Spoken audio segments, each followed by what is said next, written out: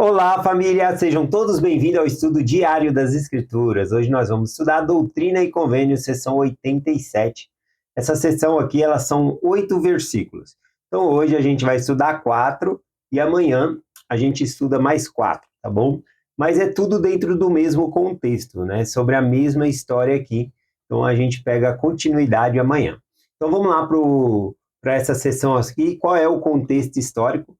Ela foi recebida no dia 25 de dezembro de 1832, ou seja, no dia do Natal, uma época comemorativa aí no mundo, né?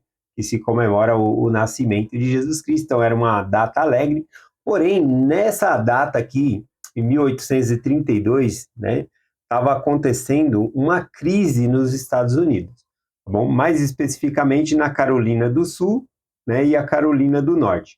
O governo federal ele estava impondo tarifas muito altas à Carolina do Sul e ela, né, se rebelou. Então houve uma crise entre esse estado. Inclusive essa guerra é chamada de guerra civil porque é uma guerra interna, né, civil contra civil. Não era uma guerra de uma nação contra outra, de um país contra outro. Inclusive era a Carolina do Norte contra a Carolina do Sul aqui. A Carolina do Sul ela não permitiu essas tarifas que foram impostas a ela, né? Então começou a haver divergências ali, confronto primeiramente verbal e depois até mesmo militar, tá bom? Então, justamente nessa data, o Senhor ele revela a Joseph Smith a sessão 87. Essa sessão aqui não é para alarmar os membros da igreja. Pelo contrário, é para ajudar nós a ter seguranças. O fato aqui também a gente vai observar que não é colocar uma data do dia que vai ter a guerra. Até porque essa profecia aqui, em 1832, só vai ser cumprida essa guerra aqui após a morte de Joseph Smith, cerca de 30 anos depois, né, que vai acontecer essa guerra aqui.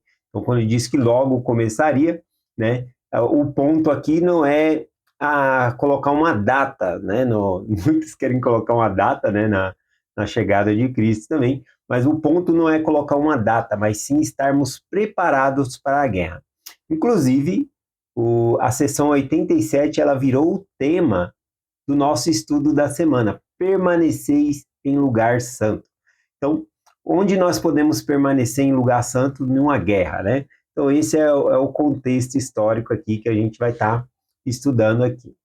Vamos lá, então, aqui, começando no versículo 1, diz assim: Em verdade, assim diz o Senhor, em relação às guerras que logo ocorrerão, a começar pela rebelião da Carolina do Sul, que por fim terminará com a morte e sofrimento de muitas almas. Então aqui ele avisa, né, sobre um aviso para os membros da igreja ficarem vigilantes, né, contra essas guerras que vai haver aqui, tá bom? E de acordo já com o próprio capítulo, estar vigilante é estar em lugar santo, que a gente vai falar muito mais sobre isso amanhã, tá bom? Mas é permanecer em lugar santo. Então o Senhor lhe dá aqui essa profecia, né, sobre essa guerra aqui. Eu fico imaginando, né, algumas pessoas na época ali, quando receberam essa revelação de Joseph Smith aqui, e aí então estava prestes realmente, né, a emergir uma guerra civil ali, e muitos estavam preocupados em relação a isso. Por isso o Senhor deu essa revelação. E vem justamente para mostrar que a gente está preocupado com as coisas erradas. A gente tem que se preocupar em se manter em lugares santos, tá bom? Então, a gente vai falar um pouquinho sobre isso aqui. E não estar preocupado com a guerra iminente que viria ali. Então, vamos lá. O versículo 2 diz assim: E chegará o tempo em que a guerra se derramará sobre todas as nações, começando deste lugar. Ou seja, ali seria apenas o princípio, né, de uma guerra, tá bom? Mas que a guerra ela ia se espalhar por todas as nações. Haveria um tempo que haveria conflito em todas as nações. Começando ali, então, pela Carolina do Sul e a Carolina do Norte aqui, conforme mencionado.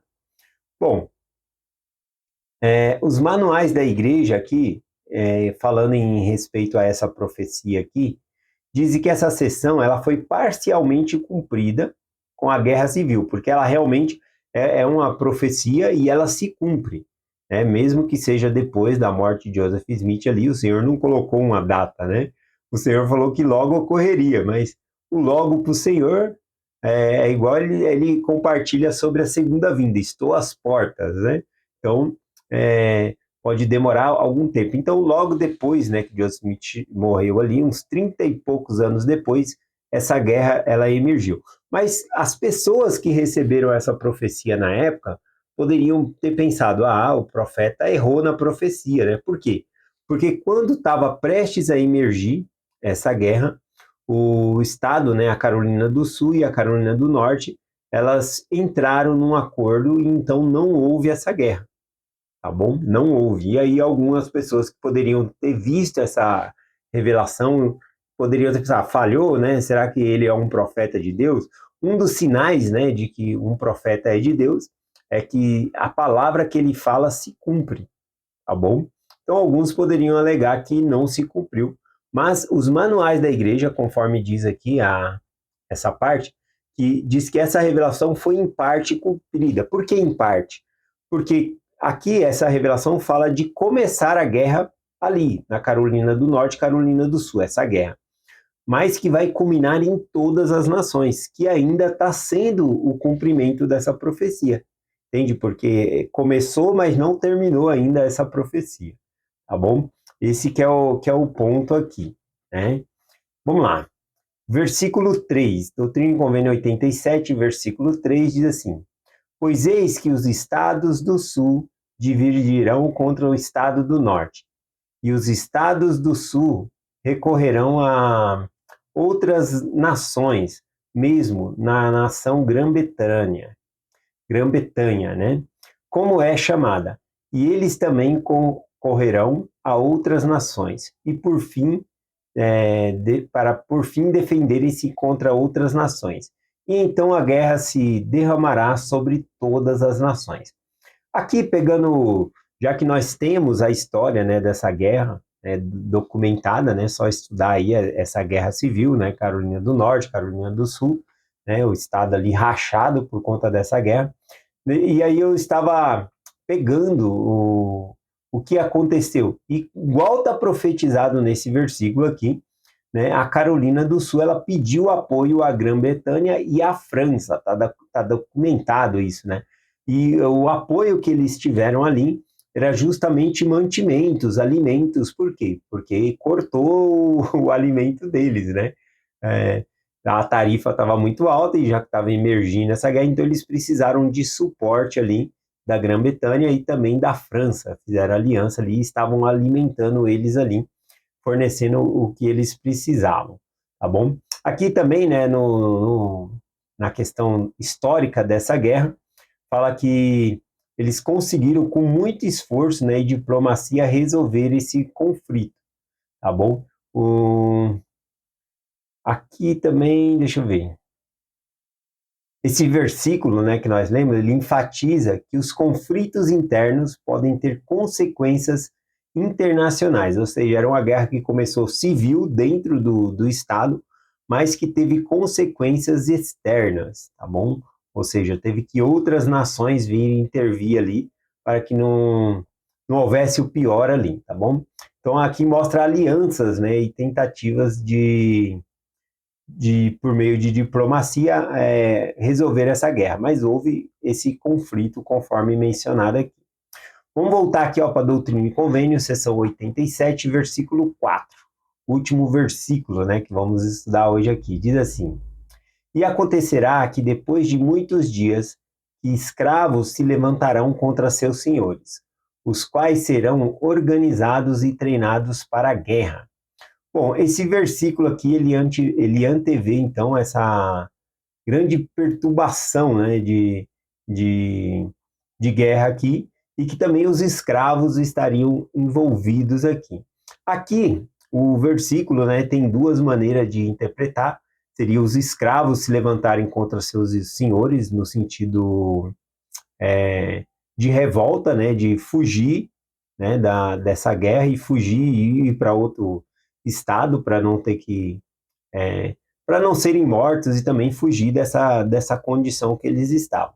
E também, quando fala aqui deles se levantarem contra seus senhores, aqui também é a questão que eles formaram exércitos, tá bom? Para lutar ali junto a favor de quem eles estavam apoiando, tá bom? Então tem esses dois tipos. E no contexto histórico da época, aconteceu essas duas coisas. Então quem falar que é uma coisa, tá certo. Quem falar que aconteceu a outra, tá certo. Quem falar que aconteceu as duas coisas, que tanto os escravos se revoltaram contra seus senhores e fugiram, como também que eles se revoltaram e se organizaram em tropas, né, de exército para lutar, né, e defender ali os direitos da Carolina do Sul, no caso aqui, né? Então, tem essas duas interpretações aqui e as duas estão corretas. Ah, vamos lá. Então, aqui na seção 87, conforme nós vimos, né, foi uma advertência de guerra, tá bom? Das calamidades. E que, a partir de amanhã, a gente vai ver aqui essa questão de permanecer em lugares santos. Enquanto eu estava estudando esse capítulo aqui, né, esses versículos, eu lembrei de Mateus capítulo 24, a qual o Senhor também fala, né, que antes da vinda dele vai haver guerras e rumores de guerras. Está lá em Mateus 24, versículo do 6 ao 8. Eu vou ler aqui, ó. E ouvireis de guerra e rumores de guerra. Vede que não vos assusteis. Quando o Senhor fala não vos assustei, não ficar alarmado, né, por conta dessas guerras, tá bom? Porque é necessário que isso aconteça, mas ainda não é o fim. Então ele fala, vai ter guerra, rumores de guerra, mas não é o fim. Ou seja, sempre quando estoura uma guerra, né, as pessoas pegam e falam, agora Jesus Cristo está voltando, olha o sinal da segunda vinda. Então é difícil porque sempre teve guerra no mundo. Então sempre teve guerras, né, no mundo aí. Então, o Senhor falou aqui, ainda não é o fim. Então, o sinal de guerra não é um sinal seguro de que Cristo está vindo, tá bom? Porque ele mesmo menciona, ainda não é o fim. Ele continua, porque se levantará nação contra nação, reino contra reino, e haverá fortes fomes, pestes e terremotos em vários lugares. Mas todas essas coisas são os princípios das dores. Aqui eu acho interessante que Jesus Cristo, ao falar dessas guerras, ele fala que isso é o princípio das dores. Ele usa aqui um termo que é de uma mulher grávida, né? Então ele está usando um paralelo de uma mulher grávida que vai dar à luz. Então quando ele fala que é o princípio das dores, assim quando uma mulher ela sente o princípio das dores ali, tá bom? É uma dor mais tenra, né? Mais fraca, mas e também ela vai ficando menos espaçada, né? Então a mulher tem contrações ali, né? Estourou a bolsa, aí depois ela calma, não sente mais dor. Depois de 10 minutos, vai sentir de novo um pouco mais forte essa dor, né? E essa dor ela vai ficando mais curta no sentido de tempo, né? Então a primeira vez 15 minutos, segunda vez 5 minutos, depois 2 minutos, daqui a pouco não está aguentando mais, é dor em cima de dor. Então, quando ele fala que é o princípio das dores, ele está falando que vai haver tanta guerra que vai ser guerra em cima de guerra, guerra em cima de guerra. Tá bom? É esse o que ele fala aqui, que é o princípio das dores. Então, vai ser tanta guerra. E ainda assim, né, esse é só o princípio, né, do sinal da segunda vinda de Cristo. Aí amanhã a gente vai complementar aqui essa parte com o versículo do 5 ao 8, completando aqui, trazendo, porque vai falar não só da guerra ali, né, vai falar das outras guerras que vai haver, e a gente vai fazer uma ligação, porque o que o Senhor quer, o importante dessa revelação é permanecer em lugares santos. Não é ficar focado nas guerras em si, mas permanecer em lugares santos, que isso simboliza lugares físicos, claro, está na capela, está no templo, e principalmente no nosso lar, que é uma citação aqui que eu encontrei do presidente Nelson. Então, principalmente no nosso lar, tornar um lugar santo. Mas também, no modo espiritual, é, Lugares santo é a nossa própria mente, porque a pessoa pode estar na guerra, ter sido convocado, tá lá na guerra, mas ainda assim ele não precisa agir como um bárbaro, né? Ele não precisa, é, é, por exemplo, fica mais fácil eu compartilhar um exemplo. No livro de Mormon, quando a gente vê Mormon dirigindo o exército dos nefitas, ele vê o exército dos nefitas fazendo barbaridades, crueldades, né, com os inimigos ali, né, se saciando, né, com a morte das pessoas ali, torturando, e ele não, para ele aquele ambiente não se torna normal para ele. Não é porque ele está na guerra que aquilo, agora está normal isso. Não, ele fala com aquilo, ele descreve aquelas cenas com grande horror, né? Como que esse povo chegou a estar nesse estado. Então a gente vê que Mormon ele estava no meio da guerra, porém ele não se tornou corrupto, ele se permanecia fiel a Deus. Então ele estava no lugar santo, guardando os mandamentos, né? No caso, não era um local físico, mas na própria mente dele, os convênios que ele tinha com Deus, ele guardava. Bom, então é essa a mensagem que nós compartilhamos hoje.